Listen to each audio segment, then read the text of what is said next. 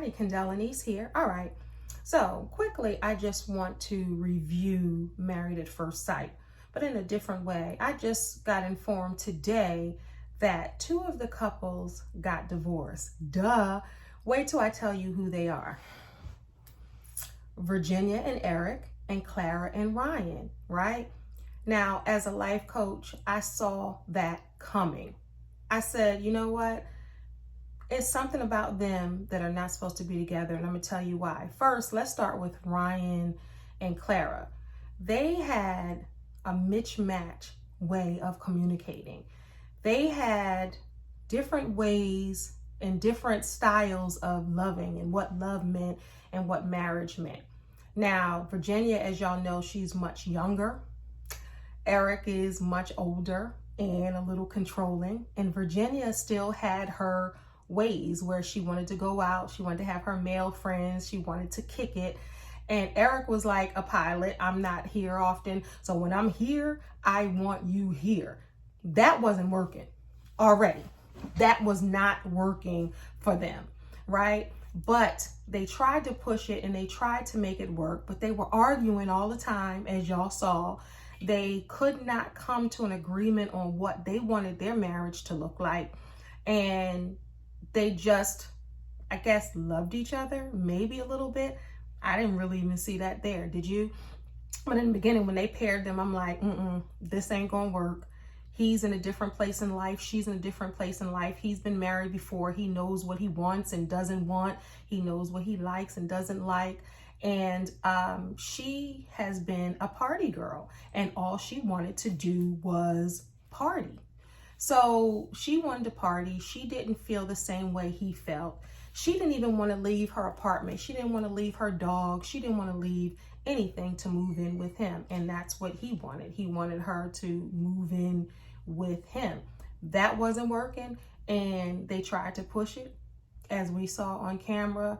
And anybody that's looking, I'm a life coach, I'm trained to see, but it didn't even take a trained person to see and understand.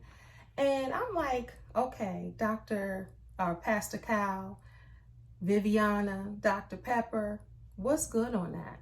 Because although you can't foresee issues or problems, some you actually can. They're right in your face. And I thought they thought because of Eric's experience, it will rub off on Virginia, and they would be happily ever after. But y'all, I knew that wasn't the case. And she was too smart at the mouth. She was ready to pop off. He was controlling. It just wasn't a good mesh or fit. So I knew from the beginning, that wasn't going to work. So then they went through the season. And this is the latest season we're talking about. So they went through the season. And even when they came down to decision day and they decided to stay together, I was like, okay, this still ain't gonna work, but I'm gonna let them figure it out because it's their life and they gotta figure it out. So now here we are, a few months after decision day, they filed for divorce. I already knew that wasn't gonna work. Now let me move on to Clara and Ryan, because I was talking about Virginia and, oh boy, Eric. Now, with Clara and Ryan, y'all saw it, right? He was oblivious to what was happening in their marriage. And Clara was afraid to tell him really what was good and what was going on. Because you remember the scene where she told, the other wives about her wanting sex, and she equates that to love, and he never said, I love you at all to her or to anybody for that matter. So we already knew the temperament of Clara. We already knew how she was, right? So we knew that wasn't going to work, and we're looking at the TV watching it, the train wreck, like, okay, this ain't going to work. He can't even say I love you. He can't even barely look at her. He seemed so stiff and so unaware of what was going on around him. And Clara was really in touch with her feelings and her emotions and what she didn't want and what she wanted. And even when they were interviewing for the show, remember, she was just like a head over heels in love type of girl. And she wanted so many different things from her husband. And then you had him like, I can take it or leave it, unimpressed. And you saw him, and then when they said, okay, we're putting these two together, I was like, now what now? Like my young girlfriend's like, what now? I could not fathom those two. But of course, opposites do attract, and you can see, okay, maybe they have these values and these goals, and then you can line them up. But when you think about the values and goals, when you met Clara's mom, you was like, okay, well, they did have those values and morals, and she tried to instill religion in Clara, and now Clara is rebelling against religion, if you will, where Ryan is all in. He is very religious. He wanted to raise his future children in a religious home. These were things. So these are serious issues, and serious. When you comes to marriage, you have to have certain things in common or have the same common goal, especially when you're having children, and often religion, because that trickles down to the children, and just your way of life. Those are core values that you must have in a marriage if you want that to work. And they didn't have that. So now they're getting a divorce, and I can see why. I don't know the reason why, like why they signed on a dotted line, but we can imagine why, right? When it comes to marriage, you have to be able to be evenly yoked, and you have to gel in a certain way when it comes to kids, when it comes to religion, when it comes to the upbringing, when it comes to, all right, let's even talk about this. So with Clara and Ryan, I remember it was a scene where the donuts, y'all remember when they were in the donut shop and they were talking, and he was like, okay, what is your motivation? And he was almost like me, a life coach or a motivator, a motivation speaker. And she was like, dude, I'm just pretty much trying to eat these donuts. I don't think that deep. You being too deep for me. Even something like that could clash, because he was more in tune with the mind and the spirit and the spiritual aspect.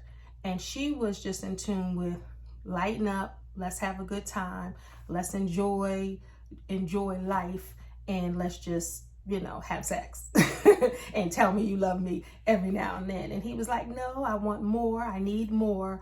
And even though he didn't say it, he needed more, because when he was trying to have a real conversation with her, y'all remember, and she was just like, do. She wasn't trying to hear it.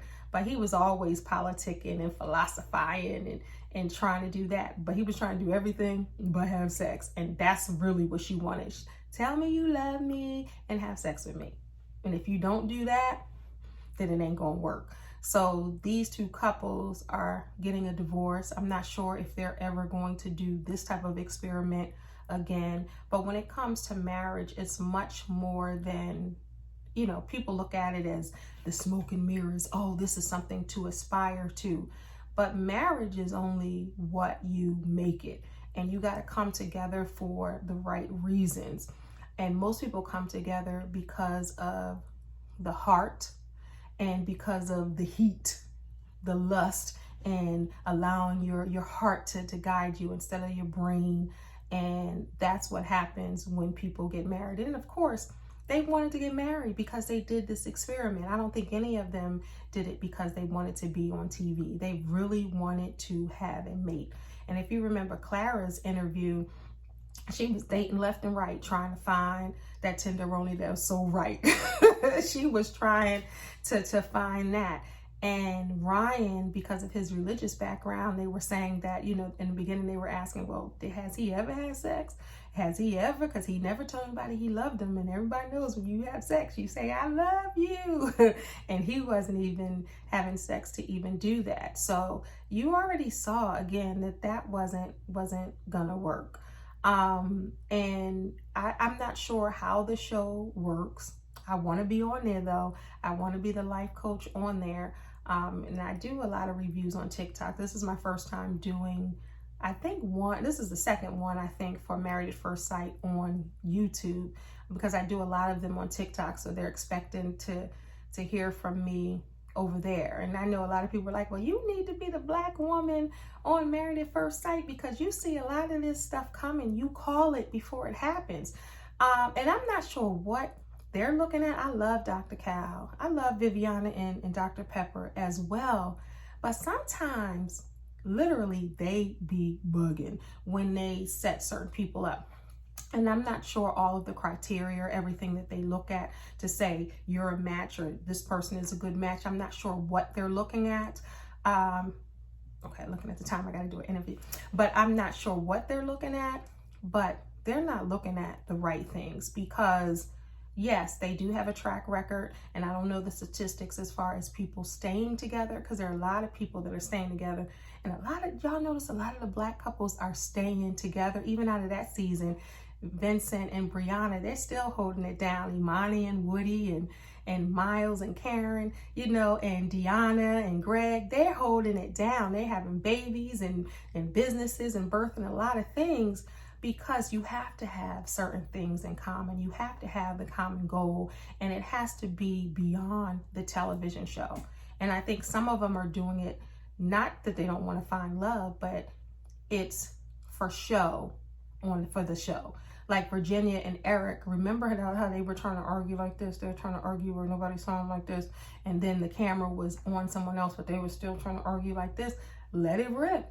If you're going to have a reality show and you're just going to be real, let it all rip. But they weren't ready to do that. And I think when you really go back and look at it, you can see all the signs. And I'm not sure if they have to follow it all the way out, because look at Paige and Chris, Lord have mercy. That's a whole other topic, how he was gaslighting her and his narcissistic behavior and all of that. I think I did do something on YouTube about them, because that was ridiculous.